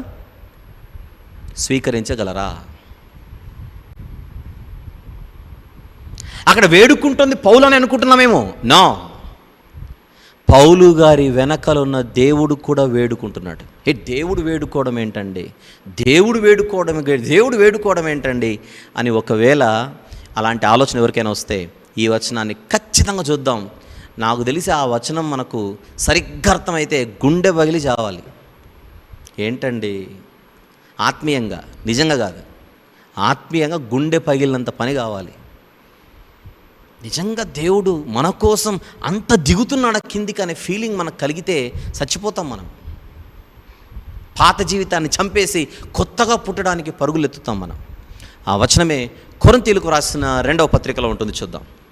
కొరింథీయులకు రాసిన 2వ పత్రిక 5వ అధ్యాయం.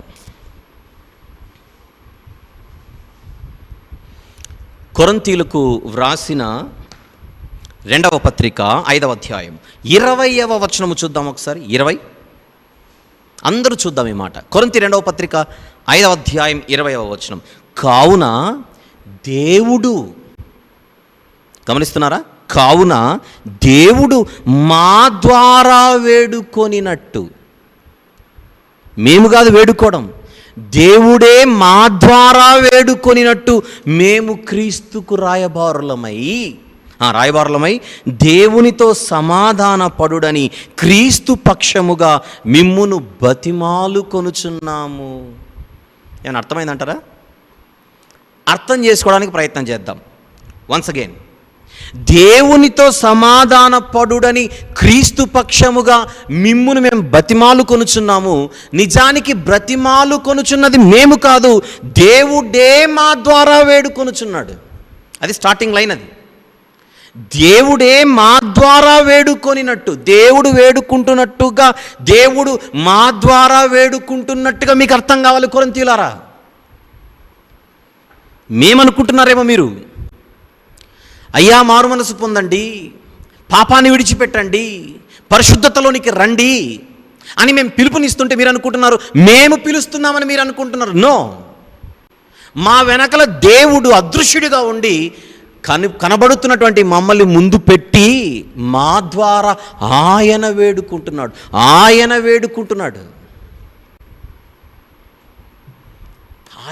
వేడుకోవడమా? దేవుడు వేడుకోవడమా? దేవుడు బ్రతిమలాడడమా? అవసరమా చెప్పండి? దేవుడు వేడుకోవడం ఏంటి? గీత గీసి దాటొద్దు రా అని ఆజ్ఞాపించాలి. అలా ఆజ్ఞలు జారీ చేసిన ఆ దేవుడే తన దాసులను పంపి వేడుకొనుచున్నాడట, పాపము జోలికి వద్దురా. నో, మీ దేవుడినైనా యెహోవా అన్నగు నేను మహాపరిశుద్ధుడను, మీరు కూడా పరిశుద్ధులుగా ఉండాలి. ఆజ్ఞనే, కానీ అట్ ద సేమ్ టైం ఆయన దేవుడిగా మాత్రమే కాదు, ఒక తండ్రిగా వేడుకుంటున్నాడు. మన చేతులు పట్టుకుంటున్నాడు దేవుడు. పాపపు స్థితిలో నుంచి బయటికి రా, నాకు నీతో ఉండాలనుంది, నా బిడ్డవైన నీతో నాకు ఉండాలనుంది. కాకపోతే నువ్వు బురదను అంటించుకున్నావుగా, నా పరిశుద్ధత ఒప్పుకోదు. పాపమనే మలినాన్ని అంటించుకున్న నిన్ను నా దగ్గరికి రప్పించుకోవడానికి నాకున్నటువంటి పరిశుద్ధత అస్సలు పర్మిషన్ ఇవ్వదు. నేనే పర్మిషన్ ఇవ్వను. ఆ పాపం నా పరిశుద్ధత దగ్గరికి రాలేదు. ఎందుకు? పాపమును చూసి ఆనందించువాడను కాదు నేను. అందుకే అది కడుక్కొని రా. దేవుడు వేడుకోవడం ఏంటండి? నరపుత్రుని దర్శించుటకు, ఆయన దర్శించుటకు నరుడు ఏ పాటివాడు? మన గురించి ఆయన ఆలోచించడమే ఎక్కువ, మన గురించి ఆయన ఆలోచించడమే ఎక్కువ, ప్రేమించడం అది ఇంకా ఎక్కువ. మరి ఇక్కడ వేడుకోవడం అట. దేవుడు ఎప్పుడు గుర్తుపెట్టుకోండి, ఒక చక్కని సువార్త రూపంలో మన దగ్గరకు వస్తున్నప్పుడు తెస్తున్న మనిషిని మనం చూస్తున్నామేమో, చాలా తప్పు చేస్తున్నాం అలా చేస్తే.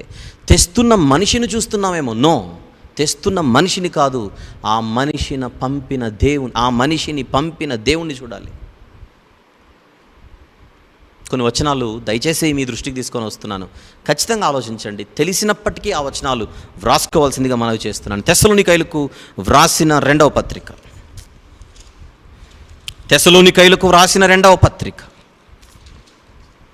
2వ అధ్యాయము 14వ వచనం ఒకసారి చూద్దామా? తెస్సలోనిక 2వ పత్రిక 2వ అధ్యాయము 14వ వచనం. మీరు ఈలాగున రక్షింపబడి మన ప్రభువైన యేసుక్రీస్తు యొక్క మహిమను పొందవలెనని ఆయన, అంటే దేవుడు, మా సువార్త వలన మిమ్మును పిలిచెను. సువార్త ప్రకటించింది మేమైనా, పిలిచింది మేము కాదు. పిలుపు దేవునిది. మారు మనసు పొంది పాపక్షమాపణ నిమిత్తము బాప్తిస్మము తీసుకొనుడి అనే సువార్త ప్రకటన ఏ దైవజనుడి నోటనైనా వస్తే మనం ఆ మాట పలుకుతున్న మనిషిని చూస్తే మనము భ్రమలో ఉన్నట్టే. ఆ మనిషి నోట ఆ మాటను పలికిస్తున్న దేవుణ్ణి చూడాలి విశ్వాసపు నేత్రముతో. ఇది దేవుని పిలుపు అని అర్థం కావాలి. మొదటి పత్రిక, అదే తెస్సలోనికైలకు వ్రాసిన మొదటి పత్రిక 4వ అధ్యాయం 7-8 వచనములు చూద్దాం. 7-8 వచనములు. పరిశుద్ధులగుటకే దేవుడు మనలను పిలిచెను. ఎలా పిలిచాడు? ఆయనే దిగొచ్చి పిలవడు, తన దాసుల ద్వారా పిలుస్తున్నాడు. చూశారుగా 2వ పత్రికలో. పరిశుద్ధులగుటకే దేవుడు మనల్ని పిలిచెను కానీ అపవిత్రులుగా ఉండుటకు పిలవలేదు. కాబట్టి ఉపేక్షించువాడు అంటే నాకు ఈ మాటలు వద్దు. ఉపేక్షించడం అంటే వద్దనుకోవడం, కాదనుకోవడం, నాకు ఇష్టం లేదని చెప్పడం. కాబట్టి ఉపేక్షించువాడు మనుష్యుని ఉపేక్షింపడు. కానీ ఆయన చెబుతాడులేండి, ఎవడింటాడు ఆయన మాటలు అని డైలాగులు చెప్పి వద్దనుకుంటామే. అపేక్షించడం అంటే కావాలనుకోవడం, ఉపేక్షించడం అంటే వద్దనుకోవడం.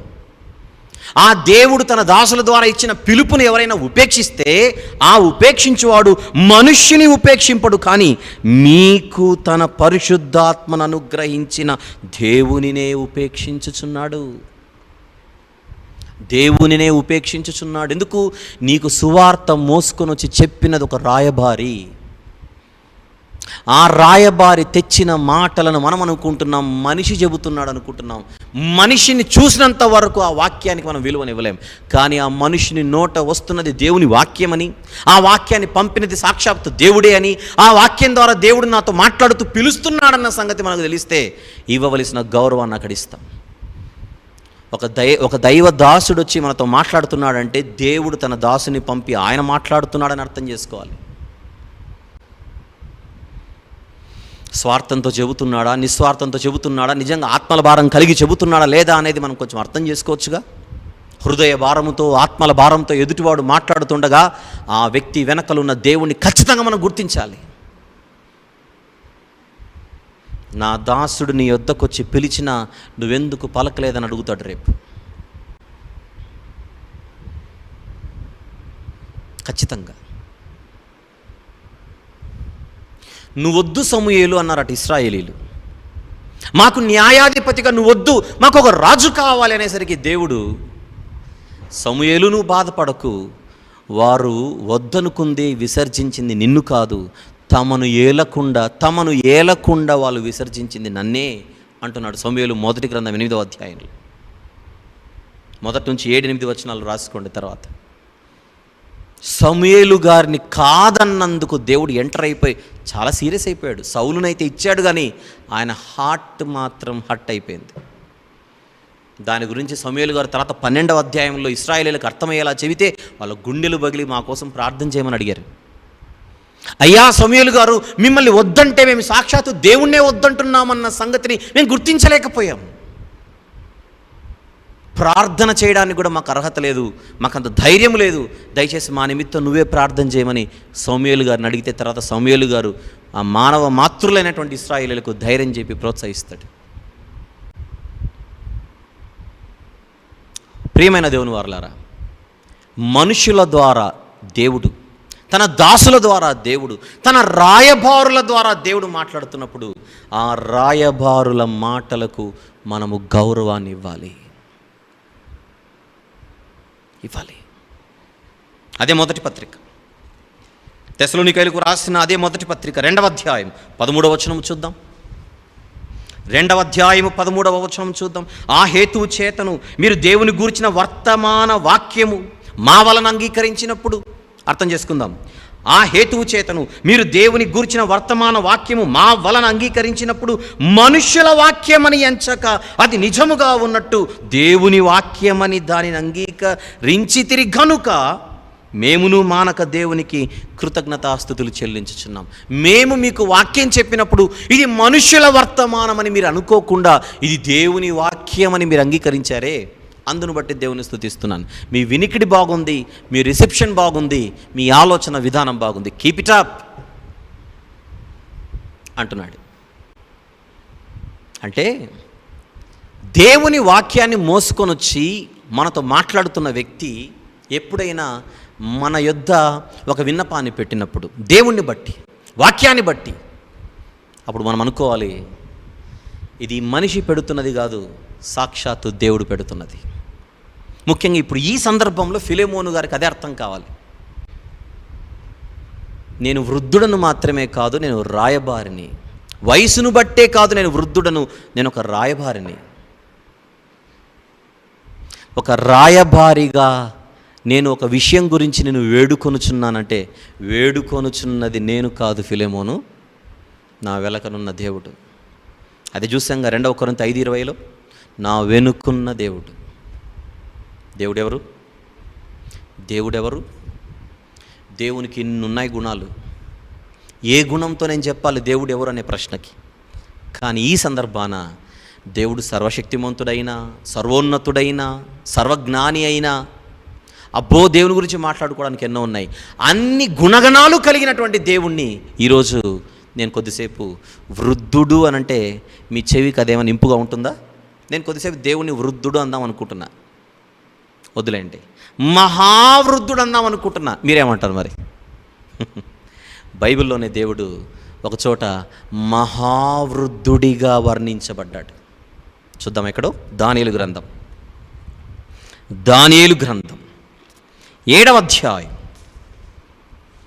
దానియేలు గ్రంథం 7వ అధ్యాయంలో పరలోకపు యెహోవా దేవుడు ఎలా వర్ణించబడుతున్నాడో చూద్దామా? దానియేలు గ్రంథం 7వ అధ్యాయం 9వ వచనం ఒకసారి చూద్దాం. 9, ఇంకా సింహాసనములను వేయుట చూచితిని. తర్వాత ఏముంది? మహావృద్ధుడొకడు కూర్చుండెను, ఆయన వస్త్రము హిమము వలె ధవళముగాను, ఆయన తల వెంట్రుకలు శుద్ధమైన గొర్రెబొచ్చు వలె తెల్లగాను ఉండెను. ఆయన సింహాసనం అగ్నిజ్వాలల వలె మండుచుండెను, దాని చక్రములు అగ్ని వలె ఉండెను. ఎవరి చక్రములు? ఆ సింహాసనమందు కూర్చున్న ఆయన యొక్క సింహాసనము గురించి మాట్లాడుతున్నాడు. ఇంతకు ఆయన ఎవరు?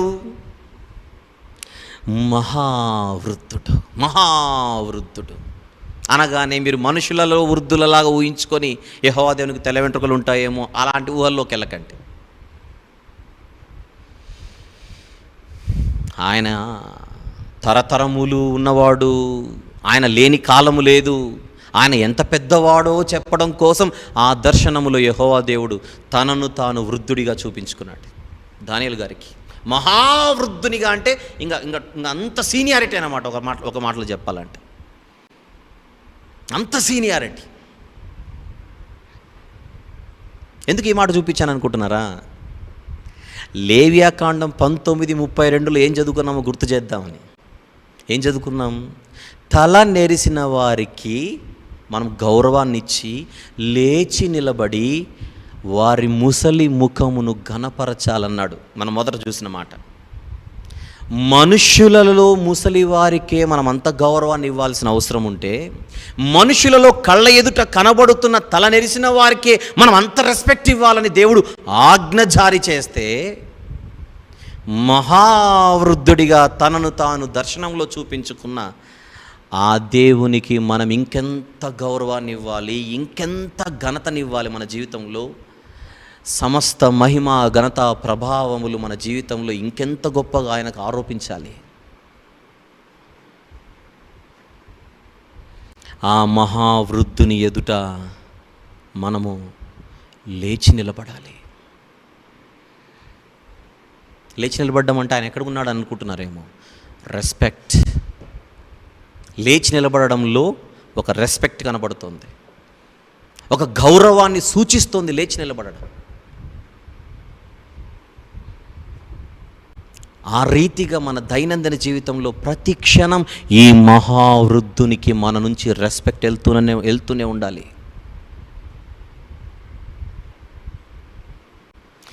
మనం ప్రార్థన చేస్తాం.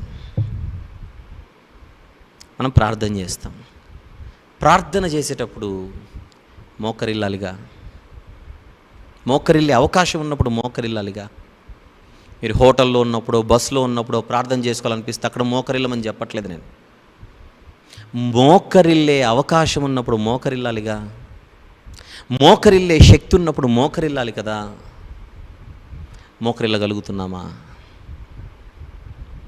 కొద్దిసేపు పెద్దవాళ్ళని పక్కన పెడదాం. పెద్దవాళ్ళే మోకరిల్లుతున్నారు. దానియేలు గారు రోజుకి 3 మారు మోకరిల్లి ప్రార్థన చేసేవాడట. పేతురు గారు మోకరిల్లి ప్రార్థన చేశారు. పౌలు గారు మోకరిల్లి ప్రార్థన చేశారు.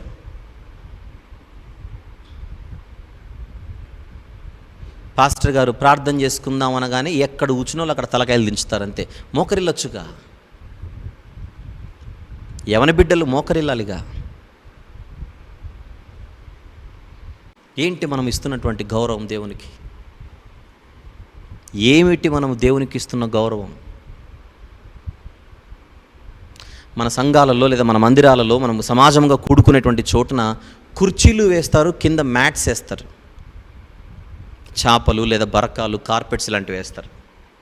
యవనస్తులు గుర్తుపెట్టుకోండి, మీకు ఏదైనా శారీరక ఇబ్బందులు ఉంటే తప్ప కుర్చీలో కూర్చోవడం కంటే కింద కూర్చోవడానికి మీరు అలవాటు పడాలి.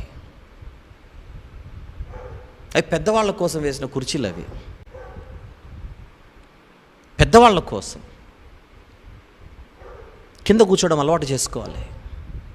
అన్నీ బాగానే ఉంటాయి కానీ ఆ కుర్చీని అయితే వదలం. శక్తి ఉన్నప్పుడు కింద కూర్చొని, శక్తి ఉన్నప్పుడు మోకరిల్లి చక్కగా భయభక్తులను అన్ని విషయాలలో అన్ని విధాలుగా మనం పెంచుకోవడమే ఇక్కడ ఇంపార్టెంట్. పెంచుకోవడమే ఇంపార్టెంట్.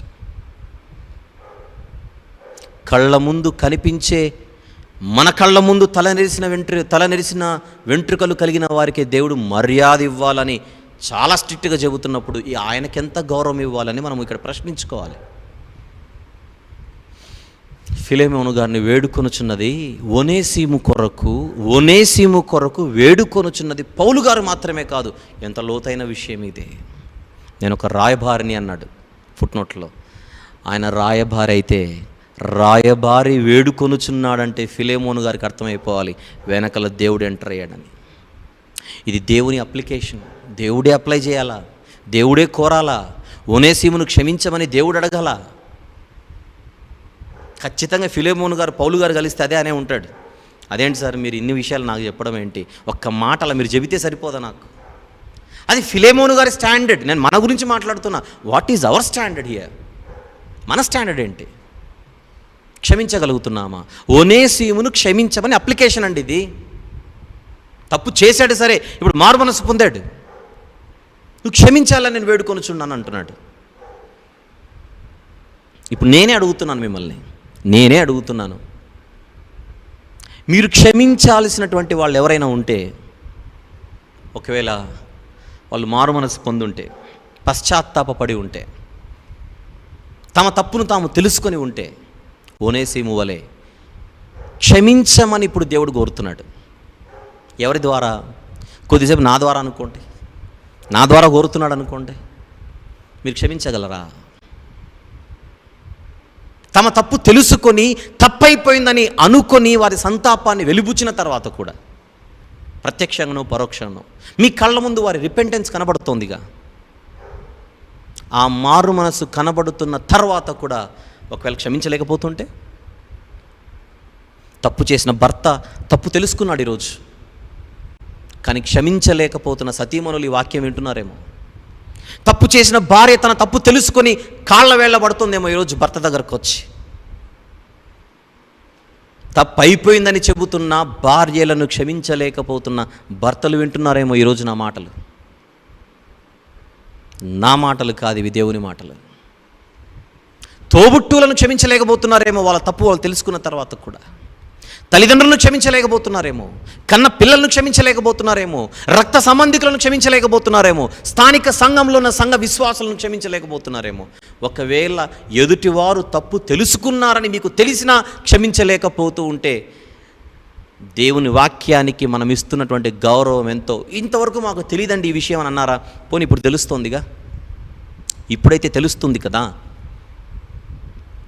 క్షమించమని వేడుకొనుచున్నాను. ఇప్పుడు నేను కూడా వేడుకొనుచున్నాను ప్రేమతో. కానీ వేడుకొనుచున్నది నేను మాత్రమే కాదు, ఈ మాటలు నా ద్వారా మీకు అందిస్తున్న దేవుడు కూడా. దేవుడెవరు? మహావృద్ధుడు. ఆ వృద్ధుడికి మీరు గౌరవాన్ని ఇస్తారా అని అడుగుతున్నాను. ఇది మొదటి మాట. కొంతమందిని మీరు క్షమించలేకపోతున్నారు, వాళ్ళు తప్పు తెలుసుకోకుండా ఇంకా తిరుగుతున్నారు అనుకుందాం. ఆ కేసులు కూడా ఆలోచించాలిగా. తప్పులు తెలుసుకోకుండా అలానే తిరుగుతున్నారేమో. అయినా కూడా వారిని క్షమించండి, కానీ జాగ్రత్తగా ఉండండి. క్షమించండి కానీ జాగ్రత్తగా ఉండండి. ఎంతలో ఉండాలో అంతలోనే ఉండండి. వారి కోసం ప్రార్థన చేయండి. ఏమని ప్రార్థన చేయాలంటారేమో, తండ్రి వీరేమి చేయుచున్నారో వీరెరుగరు గనుక వీరిని క్షమించుము. ఈ ప్రార్థన ఎవరిదో తెలుసు కదా అందరికీ. తప్పు చేస్తున్న వారు తప్పు తెలుసుకోకపోయినా వారిని క్షమించమని కోరుతున్న మన అద్వితీయ నాదుడు మన కళ్ళెదుట కనబడుతుండగా ఆయనకున్నటువంటి క్షమా హృదయం మనకు లేకపోతే ఎలా? క్షమించమనే చెబుతున్నాను, జాగ్రత్తగా ఉండమని చెబుతున్నాను. జాగ్రత్తగా ఉండాల్సిన పరిస్థితి ఉంటే జాగ్రత్తగా ఉండండి. కానీ మీ మనసుల్లో వాళ్ళ మీద ఎటువంటి ద్వేషభావాలు, ఎటువంటి పగలు, ప్రతీకారాలు, ఇలాంటి భావాలు ఏవి పెట్టుకోకుండా వారి కోసం ప్రార్థన చేస్తూ ప్రేమగల హృదయంతో జీవించడమే దేవుడు కోరుకుంటున్నాడు. మీ పరలోకమందున్న మీ తండ్రికి మీరు కుమారులై ఉండునట్లు మీ శత్రువులను ప్రేమించుడి, మిమ్మల్ని హింసించు వారి కోసం ప్రార్థన చేయండి. అప్పుడు మాత్రమే మీరు మీ పరలోకపు తండ్రి పరిపూర్ణుడై ఉన్నలాగున మీరును పరిపూర్ణులుగా ఉండెదరు. ఎంత చక్కని గైడెన్స్ కదా బైబిల్ మనకిచ్చేది. That is the reason this is the lamp of our feet. మన పాదములకు అందుకే ఇది దీపం, మన త్రోవలకు అందుకే ఇది వెలుగు. చక్కగా ధ్యానించగలిగితే ఎన్నో విషయాలు ఈ రీతిగా వాక్యం మనతో మాట్లాడుతూ ఉంటుంది. ఫిలెమోను పత్రిక ధ్యానం 8 భాగాలు ముగించుకొని ఈరోజు మనం 9వ భాగం మాట్లాడుకుంటున్నాం. పత్రిక ఒకటే, వచనాలు 25 భాగాలు, మెయిన్గా ప్రధానంగా 5 ప్రధాన భాగాలు. అందులో 4వ ప్రధాన భాగం మాట్లాడుకుంటున్నాం. అందులో మొదటి ఉపభాగాన్ని మనం మాట్లాడుకుంటున్నాం. 8 నుంచి 11 వచనములు. ఈరోజు మనం మాట్లాడుకుంటుంది, నేను వృద్ధుడను, నా మాటకు నువ్వు గౌరవాన్ని ఇస్తావా ఫిలెమోను? వృద్ధులకు మనం గౌరవాన్ని ఇవ్వాలి అని నేర్చుకున్నాం. ఫుట్నోట్కి వచ్చేస్తే వృద్ధుడే కాదు, రాయబారి, అంబాసిడర్. దేవుని రాయబారి మనతో మాట్లాడుతున్నాడు అనంటే వెనకల దేవుడే మాట్లాడుతున్నట్టు. దేవుని రాయబారి ఒకటి కోరుతున్నాడు అనంటే వెనకల దేవుడు కోరుతున్నట్టే. మనతో మాట్లాడుచున్న దైవదాసులు వాక్యానుసారమైన విషయాలు చెబుతుంటే దేవుడు చెబుతున్నాడని గ్రహిద్దాం. మనతో మాట్లాడుతున్న దైవదాసులు కొన్ని హెచ్చరికలు చెబుతుంటే వాక్యానుసారమైనవి దేవుడు హెచ్చరిస్తున్నాడని గమనిద్దాం. మనతో మాట్లాడుచున్న దైవదాసులు కొన్ని సందర్భాలలో మనల్ని బ్రతిమలాడుతుంటే మన మారు మనసు కొరకు మనం కొన్ని విషయాల్లో మార్పు చెందాలని గుర్తించాలి. అది వాక్యానుసారమైన ప్రేమ మీ కళ్ళెదుట కనబడుతుండగా దేవుడే విన్నవించుకుంటున్నాడు, లేదా దేవుడే వేడుకొనుచున్నాడు, దేవుడే బ్రతిమలాడుచున్నాడు ఆయనకున్నటువంటి ఆకాశము కంటే ఎత్తైన ప్రేమను బట్టి అని అర్థం చేసుకుందాం. కొలవలేనంత పొడవైనది, కొలవలేనంత వెడల్పైనది, కొలవలేనంత లోతైనది, కొలవలేనంత ఎత్తైనది దేవుని ప్రేమ. ఆ ప్రేమతో దేవుడు మనం పిల్లలమైన, మట్టి మానవులమైన, నరమాతృలమైన చేతులు చాచి ఈరోజు మన మార్పు కోసం ఎదురు చూస్తూ పిలుస్తుండగా మారదాం, ఆయన హక్కున చేరదాం, ఆయన ఒడిలో జీవిద్దాం.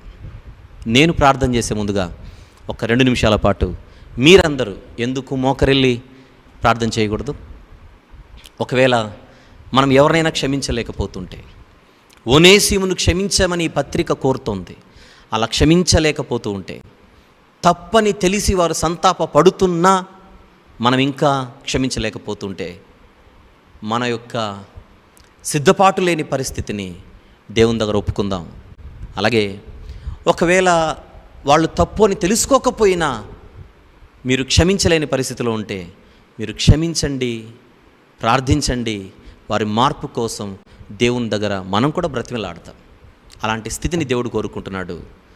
ఎవరు లైన్ కట్ చేయకుండా ఒక 2 నిమిషాల పాటు ప్రార్థన చేయవలసిందిగా మనవి చేస్తున్నాను.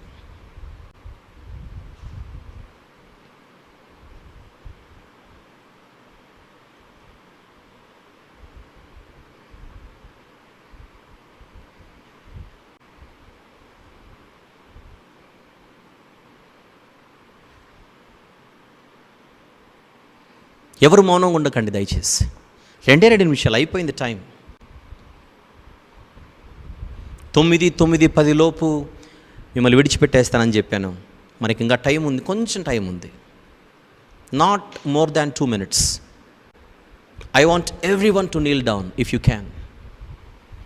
I want everyone to close your eyes and to pray only for some time, only just for some time.